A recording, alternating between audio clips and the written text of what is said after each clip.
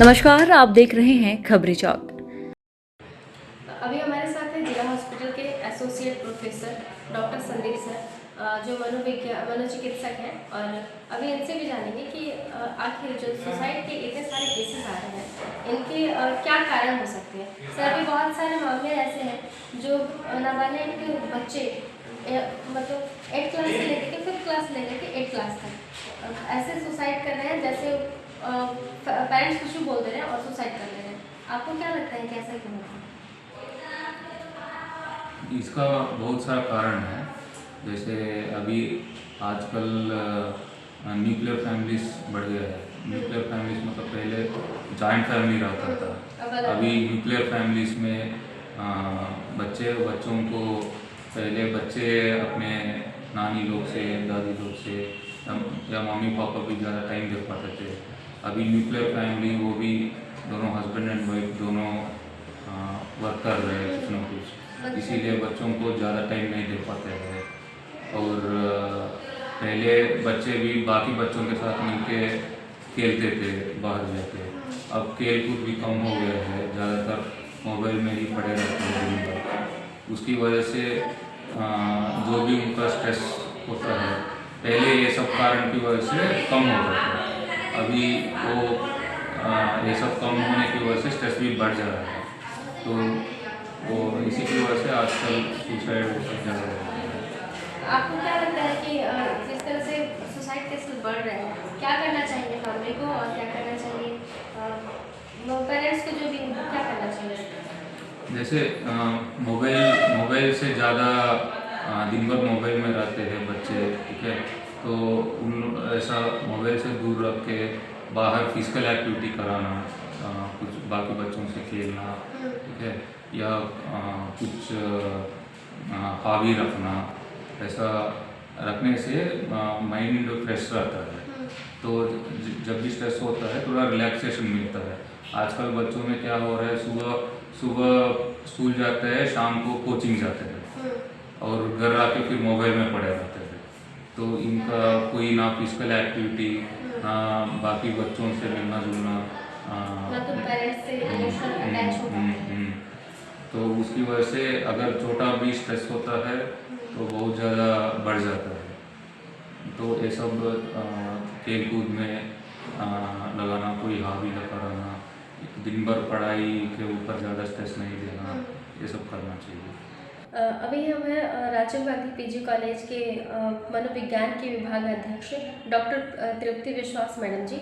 अभी बहुत सारे ऐसे केसेस आ रहे हैं जो बच्चे नाबालिग बच्चे 8th क्लास में हैं, 10th क्लास में हैं, या फिर 5th या 4th क्लास में वो अचानक से फांसी लगा ले रहे हैं, या फिर बोले तो सुसाइड अटैम्प्ट किसी भी तरह से कर ले रहे हैं। तो मनोविज्ञान में मैडम है और उनको इनसे मैं सलाह लेना चाहूँगी कि आखिर ऐसा बच्चे क्यों कर रहे हैं। जी, वास्तव में मनीषा जी, ये बहुत ही चिंता की बात है। बहुत ज़्यादा केसेस इस तरह के देखने में आ रहे हैं। इस पे अगर हम जाते ना, इसके कारण पे अगर हम ध्यान देंगे तो पाएंगे कि बच्चों में आज सहन करने की शक्ति बहुत कम हो गई है। आज के समय में ना जो पारंपरिक जो तरीका था पेरेंटिंग का, वो सफल नहीं है। आज के पेरेंट्स को बहुत ज़्यादा सचेत होने की आवश्यकता है। उसका कारण ये भी है एक बहुत बड़ा कि मोबाइल सबके हाथ में आ जा रहा है और मोबाइल में बच्चे वांछित अवांछित हर तरह की सूचना आराम से पा ले रहे हैं। तो उससे उनका जो दिशा निर्देश उनको सही नहीं मिल पा रही है और इस वजह से वो बहुत कंफ्यूज्ड भी हैं। तो बर्दाश्त नहीं कर पा रहे हैं और उसका एक कारण ये भी है कि उनके अंदर बहुत ज़्यादा जो अभिक्षमता होती है, मतलब जो उपलब्धि चाह, हर चीज़ की चाह बहुत बढ़ती जा रही है टीवी और मोबाइल के जरिए। तो वो लोग कम में अपनी आवश्यकताओं की पूर्ति को नहीं देख पाते। जैसे कई केस ऐसे भी देखने में आते हैं कि मोबाइल फ़ोन नहीं मिला तो सुसाइड कर लिया। और ये तो कोई बात नहीं, यहाँ पर डिप्रेशन की बात कहाँ आती है, यहाँ पर एंग्जाइटी की बात कहाँ आती है। लेकिन उसकी आवश्यकता की पूर्ति नहीं हुई, थोड़ी सी बर्दाश्त नहीं किया, सुसाइड और आराम से कर लिया। उसको तरीका भी सब पता चल गया है। तो ये बहुत वास्तव में बहुत चिंता की बात है और आज के पेरेंट्स को बहुत ज़्यादा सचेत होने की आवश्यकता है। जहाँ तक जो पेरेंटिंग की बात है, उसमें पेरेंट्स के लिए मैं कहना चाहूँगी कि उनको बच्चों के साथ बिल्कुल मित्रवत व्यवहार करना होगा।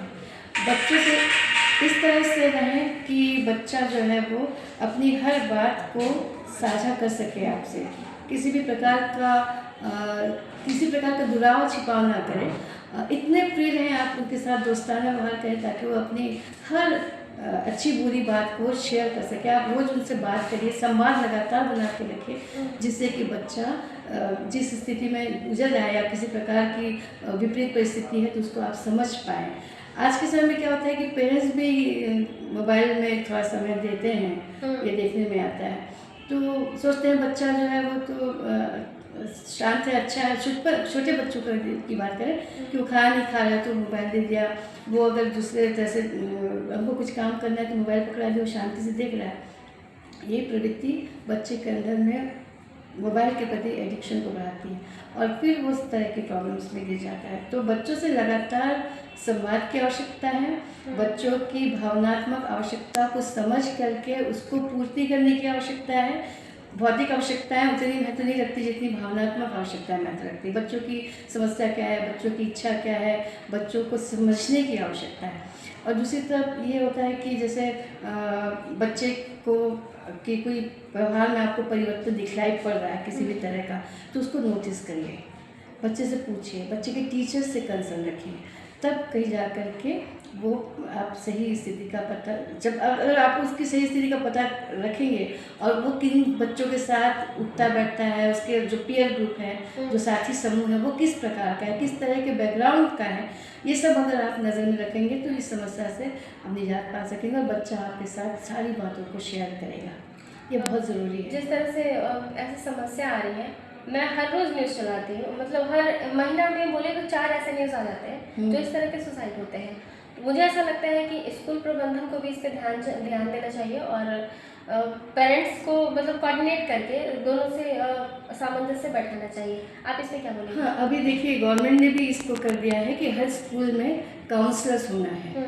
काउंसलर्स को नियुक्त किया जाना चाहिए और कर भी रहे हैं, और जो कि बच्चों की समस्या को ध्यान में रख करके बच्चों से बातचीत करके और वहीं पर उसको आइडेंटिफाई करते। सबसे पहले तो पता करना है कि बच्चों की वास्तव में समस्या क्या है, तो उसको पता करके वो फिर उसको वहीं पर दूर करने की कोशिश करते हैं। पेरेंट्स के साथ काउंसलर को मीटिंग करनी चाहिए, और टीचर्स जो क्लासरूम में एक्चुअली काउंसलर एक है पूरे स्कूल के लिए, तो वो सब बच्चों से तो मिल नहीं सकता, तो जो क्लासरूम में टीचर हैं वो टीचर अगर किसी बच्चे में किसी प्रकार का बदलाव देख रहे हैं, उनके परफॉर्मेंस में कोई कमी देख रहे हैं या उनके व्यवहार में किसी प्रकार का परिवर्तन देख रहे हैं, तो वो उसको नोटिस करके और काउंसलर को बताएं और फिर उसको काउंसलर के पास भेजें, तो उस स्थिति में स्थिति सुधर सकती है। वास्तव में देखा जाए तो बचपन से ही बच्चों को एक अच्छा आध्यात्मिक संस्कार देना, नैतिक मूल्यों का संस्कार देना बहुत ज़रूरी है। पहले कि हम पढ़ाई में देखते थे, हमारा एक विषय होता था नैतिक मूल्य का विषय, और पहले बच्चों को गुरुकुल में भेजा जाता था, और गुरुकुल में भेजने के बाद उन्हें भौतिक शिक्षा के साथ साथ अन्य शिक्षाएं, आध्यात्मिक शिक्षा, मूल्यों की शिक्षा दी जाती थी। और आज वर्तमान समय इस भौतिकता के भाग दौड़ में हम देखते हैं कि इसकी कमी है। तो बच्चों को, माता पिता का कर्तव्य है कि बच्चों को वो संस्कार दे, और वो संस्कार के लिए हम महापुरुषों की जीवनी के ऊपर उनको कहानी सुनाएं, छोटे छोटे कहानी के माध्यम से आध्यात्मिक बातें सुनाएं। बड़े हमारे जो भारत के देवी देवताएं हैं, उनके अंदर जो नैतिक गुण थे, उनके सामने वो परिस्थिति आई तो कैसे उन्होंने फेस किया। इन छोटी छोटी बातों को अगर हम बच्चों को हमेशा सुनाते रहें तो बार बार सुनाते रहने से उनके संस्कारों में परिवर्तन आएगा, उनका मनोबल बढ़ेगा, उनके अंदर इन सब परिस्थितियों को सहन करने की शक्ति आएगी, सामना करने की शक्ति आएगी। और यही एक व्यवहारिक परिवर्तन से, नैतिक मूल्यों के ज्ञान से, आध्यात्मिकता के द्वारा ही हम इस केस को कम कर सकते हैं। फैमिली और बच्चे दोनों ही आध्यात्मिकता से दूर होते जा रहे हैं, इसका क्या कारण हो सकता है? वास्तव में भौतिकता, आज देखेंगे कि भौतिक आकर्षण संसार में इतना ज़्यादा है, मोबाइल, टीवी, इंटरनेट, लोग उनमें ज़्यादा व्यस्त हो रहे हैं, और माँ बाप भी बच्चों के ऊपर कम ध्यान देते हैं। माँ बाप भी उसी मोबाइल में लगे हैं, बच्चे भी उसी मोबाइल में लगे हैं। अगर हम आपस में बैठकर कुछ घंटे भी एक टाइम कम से कम खाना एक साथ खाएं, आपस में ऐसे ज्ञान की चर्चा करें, पॉजिटिव चर्चा करें, सकारात्मक चर्चा करें, निगेटिव चर्चा ना करके ऐसी कुछ चर्चा करें जिससे बच्चों का मनोबल बढ़े।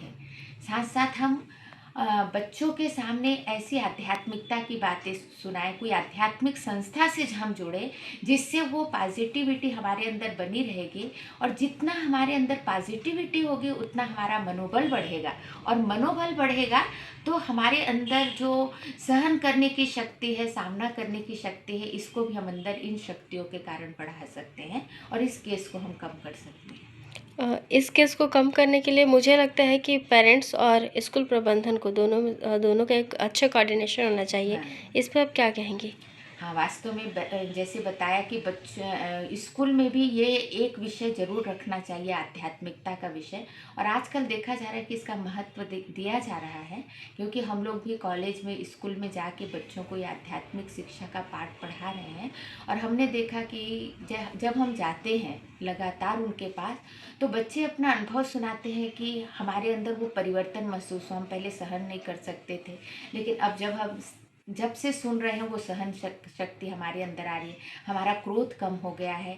बच्चे लास्ट में अपना अनुभव सुनाते हैं। तो उसका एक ही उपाय है कि हम बच्चों को ज़्यादा से ज़्यादा नैतिक मूल्यों पर ध्यान दिलाएं, नैतिक मूल्यों की शिक्षा दें, आध्यात्मिक शिक्षा दें।